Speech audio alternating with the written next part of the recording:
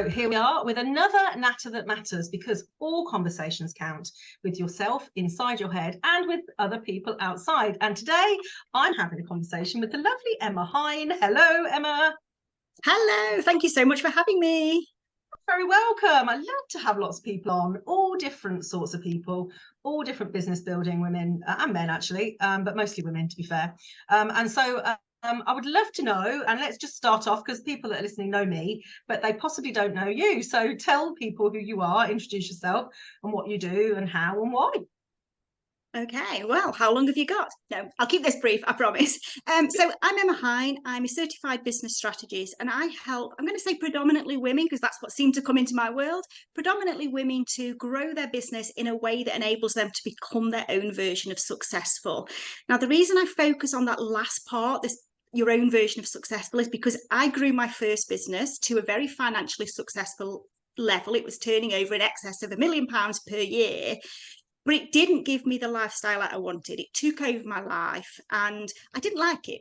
Putting it simply, I didn't like it. So I want to help other people. I'm passionate about helping other people to do it on their terms.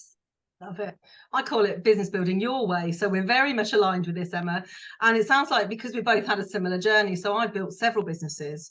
And once they're built, I thought, I don't like this anymore. Some of it is I get bored easily. I don't know about you.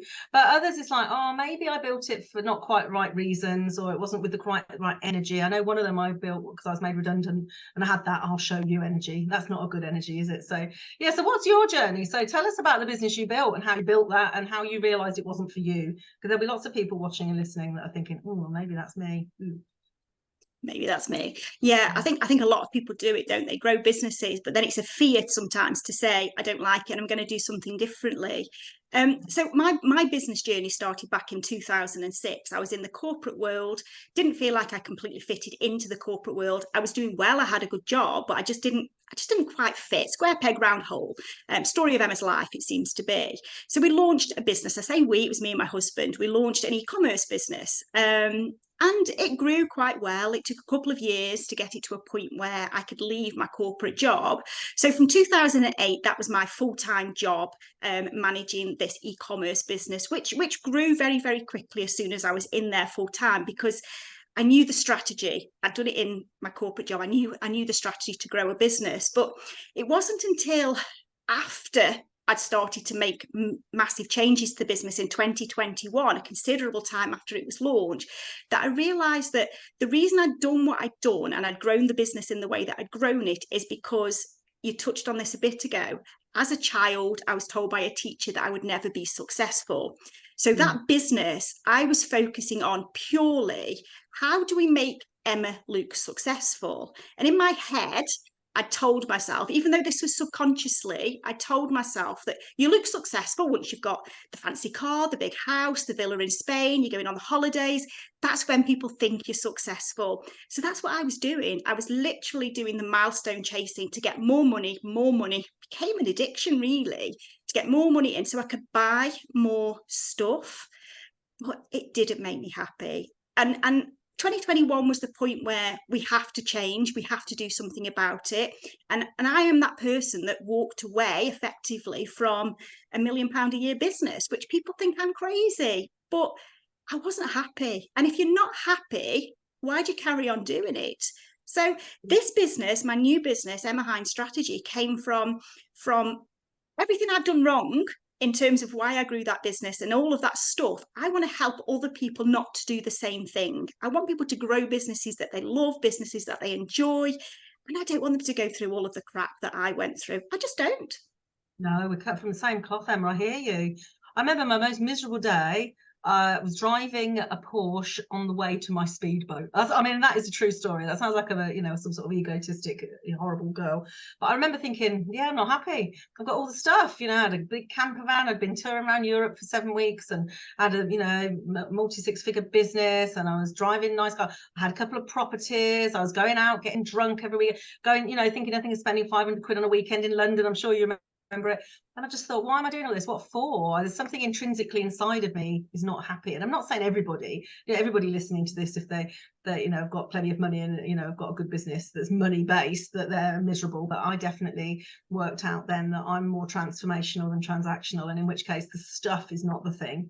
The stuff is not the thing. I mean, it's nice, don't get me wrong, I still love holidays and cars, but the stuff is not the thing. So yeah, and it takes you a while. I think you don't know that till you get there. There's a lot of people that are watching this, listening to this, that are probably thinking, oh, it'd be a lovely problem to have. That's a high quality problem, isn't it? That you've got £1 million turnover business and you're not happy, that, you know. But actually I think it's as big a problem as not having any money, realistically, because you have to undo it all, don't you? I coached a woman last week. I think that is part of the problem that gives you that pressure to keep going, because you get in your head the fact that you look like a bit of a, I'm not sure what the word is, a bit of a twat. Am I allowed to say that word? Sorry, that's a really terrible word.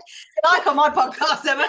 But you do, for the fact that you're actually saying, you know, I've got all of this stuff and I'm still not happy. It makes you feel very selfish. It makes you feel that, you know, you've got to put on a face. And I put on a face for years. I started, it was 2009, December 2009, when I first started to realize, sorry, 2010, when I first started to realize I wasn't enjoying what I was doing. But I carried on. I let it get worse and worse and worse. You know, my mental health took a really bad turn. You mentioned the going out and drinking at the weekend. I was doing that every day. You know, it was the wine, everything that I could physically drink. I was completely blocking out my day. I was working on holiday. So, and yes, I got all this stuff, this fancy, expensive stuff, but I didn't enjoy any of it, because I was just doing the same thing day in, day out, which was basically hustling, making more money so I can buy something else to look good. And it's just mad that we do that to ourselves, but we do, and we get stuck in a rut. And it is really hard, isn't it, to actually turn around and say, I don't like this and I'm going to start again. Yeah. But the thing is, you're starting again with a whole different, you know, whole different mind on it, aren't you, really? It's like, you know that you can make money. And I think there's a lot of people still trying to work out how to earn money, how to make money, how to learn. They learn to earn, as I call it in some of my programs. But actually, once you know how to do that and you realize that money is just money, it's not some sort of magic cure. If you haven't got any, it feels like the magic cure, isn't it? It's like if you're fat, being slim is the magic cure. If you're single, then having a partner is the magic cure. We always think that the opposite to what we are is the magic, you know, thing, but actually it's not. Healing yourself from the inside. I coached a woman last week and she's got a very successful business, 13 years, hates it. Literally, she's got to stage, she doesn't want to go into her own offices, absolutely hates the sight of it. I remember going in at a recruitment agency, and I remember going into them and watching all the staff, and I remember standing at the door thinking, yeah, I can't do this anymore. The reason I started the business was to help people find jobs, which essentially I now train coaches, is the same. But actually, I'm now not doing that. I'm managing staff and I'm out business hunting and I'm solving problems and, you know, proving VAT bills. And I don't want to be doing that. That's not what I did. So, yeah. So what did you do? So you decided you've got this business with your husband as well. So that's a tricky one. Did he feel the same? I mean, I didn't have that. Well, yeah, no, I didn't have that at the time anyway. But no. So what happened? Yeah, I mean, he was fed up of the work as well. He was fed up of all of the work. He wasn't in the same sort of mental state that I was in. It hadn't affected him that to the extreme that it had affected me. He was the stronger of the two of us, I suppose. That's the fairest way to put it. But he felt the same, and he agreed that we had to do something. So we just basically did something we'd never done before. We closed the business down straight after our peak, which was Christmas. And we said we will come back in when we've got a new strategy, a new plan, something that will change this business quite drastically, that is going to sort of give us a bit of life back and give us a bit of independence back. And we knew at that point that this was going to be something drastic. We knew that this was going to have a huge impact on the annual turnover. We knew that therefore that was going to have a huge impact on the things, the stuff, everything that we'd got around us. But we knew it was the right thing to do. And that's what we did. It took us 3 weeks. We spent 3 weeks solid, bickering, arguing, debating, doing all of the things that we needed to do to get to a point where we said, that's what we will do. We will try that. And if that doesn't work, then we'll come back to the drawing board. And we had our own logistics. We had our own warehouse, our own staff. We managed all of the orders ourselves. So we did everything ourselves, you know, a little mini Amazon. That was us, very mini Amazon, just to be clear, very mini Amazon. But what we did is we said, we're going to close all of our own self-fulfilled channels down, website and all of those sort of things. And we're going to transfer a chunk of the products over to Amazon and use their fulfilled by Amazon service, which meant that all we in effect got to do was manage the stock, bulk order the stock in, send it to Amazon, jobs are good, and Amazon do everything else. So that's what we did. And we did that, we maintained that for I'm running out of years here, which year we're in. I lost a couple of years in the middle here. So we did that probably for about 2 years. So 2021, 2022, we stopped it completely. My daughter became poorly earlier this year, and we stopped it completely when she was diagnosed poorly. And we haven't done anything with it since. It literally is, it's still there. We haven't closed the business down. It's still there. If we wanted to pick it back up, we could. But you know what? Neither of us want to. Neither of us actually have this urge to pick it up. The only reason we kept it going for a little while in the way that we did is because it enabled us to get rid of a lot of costs, warehousing, staff, and all of that sort of stuff. But it actually gave us an income for a couple of years, because it was both of us, to enable us to decide what we wanted to do. It gave me the freedom. I spent nearly what felt like a year, and I'm still in that position now. I'm still doing this thing, finding myself again. So actually getting to know who I was, what I wanted, what I enjoyed, what I didn't enjoy, because I'd lost all of that. I'd completely lost me in the process. I had no idea what I wanted to do. Honestly, are we the same? How old are you, Emma? 49. Yes, I'm 50. So very similar journey. Yeah, there definitely comes an age where you think, what is this what this life is like? What, there's got to be more to it than this. Yeah, so you're on that journey. And did your husband do the same thing that you do now, or does he have No. what happened? I'm so No, nosy. no, he doesn't. This is just completely me.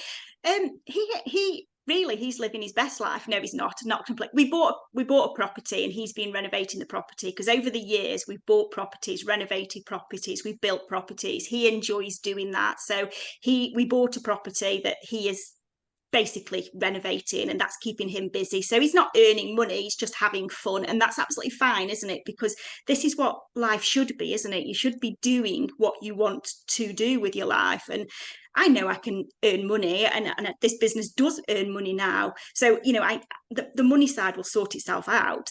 I'm not worried about that. It's about, to me, it's got to be something you're passionate about, because if you're passionate about it, you're going to keep doing it. And that's what drives the growth, isn't it? When you're consistent.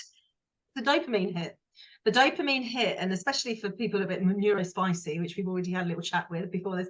But yeah, we like that dopamine, we like the high, we like the that kind of rush. So yeah, you definitely are getting that. I didn't know how alike we were. I built houses, and my ex-husband used to, so quite strange, coincidental stuff. So yeah, great stuff. So now, how did you then, so you are still on that journey, and I think we all are. We're never finished the article, are we? So at what point did you think, that's what I'm going to do? That's me. That's a bit of me. But how did that part all arrive? So, because people would be like, well, I know I'm not happy, but I don't know how to make myself happy. Like, how did you decide that? How did it come to you?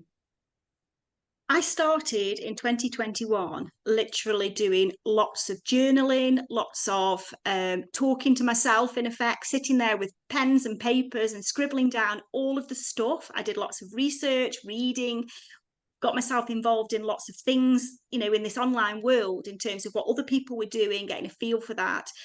And I spent a lot of time really digging into, going right back, even the very early days of my e-commerce business, and back into my corporate days, thinking about the things that I enjoyed doing. What did I enjoy doing? And then I sat and looked at my expertise. What am I actually good at? I'm good at growing a business. I know how to grow a business. And then in terms of experience, what experience I've got, I know how to grow a business that you don't like. So I can turn that on its head, and I can turn that completely on its head and help people to do things a different way. But right at the very, very beginning, all I kept saying to myself over and over again is, I want to make people happy. It just took me a little while to work out what that meant and what that looked like. What you were really saying, though, as we know, is you wanted to make yourself happy. Because, of course, if you find something that makes you happy, then you'll do it. Because making other people happy, we all want to do, don't we? I think most people would say that. But the thing that makes you buzz and happy as well is great. Yeah, I'm really pleased to hear that. So then what happened? then what happened? You started your own thing. I started my own thing, and at first I was a little, very little shy person, sat so hovering in the background, hadn't got the confidence to come forward, because that was another thing that had gone, my confidence. And I'd never been, although I'd had this business, I'd never had to be the face of the business before, because the website was the face of the business, and somewhere in there I had a retail store as well. We had a retail store, lots of other things sat in there. So I was a little bit of the face of the business then, but it was mainly my daughter who did the face stuff. If there's any lives or anything, she went forwards to do that. So it was a big learning curve for me in terms of finding my own confidence and then allowing myself to become visible in this world, and to realize that, and I think this is a big thing in this online world, there is so many courses and programs and things that you can sign up to, and you get a little bit, for a while there, it's very easy to get yourself a little bit obsessed with thinking you need everything. I need every single tool in my toolbox, because then everything will be wonderful. And that's what I did at first. I went out and did every course, every program, every physical thing that I could do. But that sort of just made me more confused, because we all do things slightly differently, don't we? We all do things, we teach things differently. So I had to sort of sit back and allow myself to say, right, okay, out of all of that stuff, let's take the bits that I liked, the bits that I enjoyed, and actually just allow myself to be me, allow myself to be the person who gets my words wrong. I do that all of the time. I've given people some proper giggles with the words I've used, me thinking it's the right word and it's not. I think fetish for food was one of them I said at one point. I meant phobia. Yeah, there you go. I've got both. Yeah, there you go. Yeah, so there you go. So it was just a really big, batch of all sorts of stuff, really, just to do that real digging. And then I just slowly started to find my feet. I slowly started to find my voice. And then the rest is history, because once you start to get visible, once people start to know what you're capable of, once you start to be able to talk about what you've done, it took me a long time to be confident to say, I grew this business and I didn't like it, because it still felt like a bit of a thing to say. But once I started doing all of that stuff, and then started to work with people and started to see how much I could help them, and the satisfaction it gave my clients in terms of their growth and everything else, it just all starts to, it's a snowball effect, isn't it, at that point? And I realized I just love this. I love this. This is where I am meant to be. Lovely.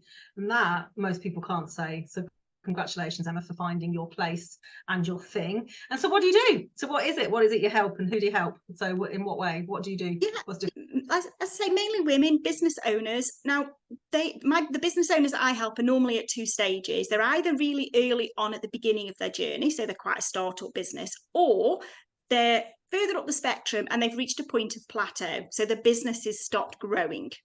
They're the two normal stages where I will come in to help people, although there's obviously people in between. And I will help them to find the gaps in their business, so the things that they are missing that would help them to grow. And I will help them I would look at their product suites, their marketing, the whole shaboodle, really, everything that sits under business strategy. I do most of my work in small containers or one-to-one, because that's one of the things that I've discovered I enjoy doing the most, because I love getting to know my clients properly. I feel like I can give them the best service by knowing them inside and out. And because I want people to not just learn business strategy, I want them to learn holistic business strategy, which includes the personal stuff as well as the business stuff. It sort of feels there to be closer to people. I hear you completely. Yeah, you kind of get involved, don't you? I think and obviously I've been doing this a very long time, and the trickiest part is when you've been with that client along that journey for however long, and some of mine are for years, and then they really genuinely don't need you anymore. That letting go is a tricky one. So I don't know if you've had that experience yet, but that's the one that's like, oh, and it's right, and it's right for them, but it's still like, oh yeah, I'm gonna miss them. You kind of, when you get really involved with clients like that, and I know not all coaches, some have, like you say, big programs and they're serving in a very different way, but actually when you're kind of very close in the client's business and their life and everything, yeah, it's a tricky one. So so what's going on for you? What's how are you serving people right now? Have you got anything people can get involved in? What's occurring? Yeah, right now the doors to my brand new membership, which I'm super excited about, the Growth Lounge, are open. So the Growth Lounge is about giving you all of the tools, the insights, the training, the support, the collaboration, the connection, everything that you need to grow your business in a holistic way. So that's personal growth and business growth, because I'm a big believer that if you want to grow a business, you've got to grow with it. You've got to be able to be prepared to grow yourself to enable you to grow that business. So the doors are currently open to that. I think we currently have 33 people in there. So the 17 spaces left at the founder rate of £29, which is amazing. So they are open at the moment. I've also got an event coming up soon that's called the Growth Event. You're probably spotting the trend here. Everything's called the Growth something. that's Emma's thing. So that is the Growth Event, and that is going to be held here, local to where I live, in the Staffordshire Moorlands, in a lovely ballroom in a local hotel. And we have some phenomenal speakers on stage. So it's an afternoon of speakers talking to us about all sorts of different growth, from sales through to spiritual stuff, and everything in between. And then after the speakers in the afternoon, we go on to a little bit of a networking type of meet and mingle. We can all just mingle. Canapes, the Prosecco comes out, because the Prosecco always comes out when Emma's around. Alcohol free, of course, for those that want it. And yeah, so they're the two things. That's on the 3rd of October. So they're the two main things at the moment. Sounds lovely. Sounds like I've launched a foundation just before we went into lockdown, and that event, She Enjoys Success Summit. So everything I do is She Enjoys, everything you say growth. Very similar though, very similar in what we're trying to achieve. And I think, you know, people need our help, don't they? So, but yeah, we had Prosecco, and we had, I call it the big girls' night out, because it was obviously all women. And there was literally, it was the best thing. And if you can get yours doing this, big circle, you know how women dancing around their handbags, and they were literally all in a circle, no men there, no one cared, all flipped their shoes off, all having a great time. We're all hot and sweaty. We had a fantastic time. Definitely the best way to network. So it sounds like a great event. So yeah, so if you can send me your website address or wherever people can find this, and then they can obviously book this. And then if people are watching this at any time in the future, they can still get hold of you. So what's after that? So membership launch, congratulations, and event sounds fab. That you'll have a great time. Is this the first one you've run? At this scale, I've run smaller events, but this one is it's up to 80 people, so it's a much bigger event than I've ever run. My events have normally been, you know, sub 20, so it's the biggest one I've done yet. So I'm super excited. Oh, you'll love it. Exactly the same as She Enjoys. Honestly, literally exactly the same. Great business model. You will love it. You'll be exhausted in a very good way. I remember there's a video actually which I found in my show reel, my camera reel, of me crying the next day with gratitude, because I was getting so many messages. People go, oh my God, it's the best day of my life, and you've changed my life, and the speakers were this, and you're going to get all that as well. I'm quite envious of how amazing you're going to feel the next day, and the kind of just that feeling, overwhelming, overjoyed, I call it, that overwhelming feeling. Yeah, that'd be lovely. So then what? So then what's next? So what's next? I never stop. This is something you will learn about me. I never stop. So next, yeah, what do I have next? Following that, I have podcast launch, which is super exciting. So I'm launching my podcast in October, later on in October. And I'm also doing, again, this is local, on the back of the growth events. There's going to be a little bit of a networking, more regular networking things set up, because I love people, I love connection. So that is more a bit of something I want to do as an extra thing. So that is coming. And then I will be relaunching my 6 months like intensive program, my one-to-one program. That is getting tweaked and changed and relaunched, and that will probably be relaunched in November. Busy time. Sounds lovely. Good stuff. Let me know when your podcast is live. Happy to come over and have a chat with you there. What's it called? Have you got a name for it and everything? Well, I had got a name, but because I've had to delay, this should have been launched previously, back in June, for various reasons that hasn't happened. The name has since been taken. Yeah. So I'm now currently going through this. What am I going to call it instead? Gonna have the word that happens, doesn't it? That Yeah, happens sometimes. it does. Yeah, it does. Well, at least you're finding out now. Some people launch things and then realize that they can't have the name. I see that quite a lot actually, where they don't do their due diligence. So well done for spotting that. All part of the strategy stuff. Well, it's been lovely to have you here, Emma. If you want to get in touch with Emma about anything she's talked about, you know, and somebody said to me, why do you have coaches onto your podcast who do what you do? I said, well, because we're all different. You're all different. There's always a coach for someone. There's always a strategist or a business coach or a mindset coach or whatever you need. So whoever resonates with who, and that's the way it works, really. So yeah, been lovely to get to know you better. I didn't know how freakishly alike we are. It's really quite weird. Some of our history is literally exactly the same, just change a few dates around. So best of luck with everything you do. I shall watch out for your podcast. I'm going to check to see if I'm available on the date. I'm actually going on holiday in October, so I might not be, but yes, keep us in touch with what's going on, won't you? It's great to have you part of the She Enjoys community as well, and I know you come to my networking things, so yes, it's really lovely to have you, and I will hope to see you again soon. Thank you very much for having me. It's been fantastic.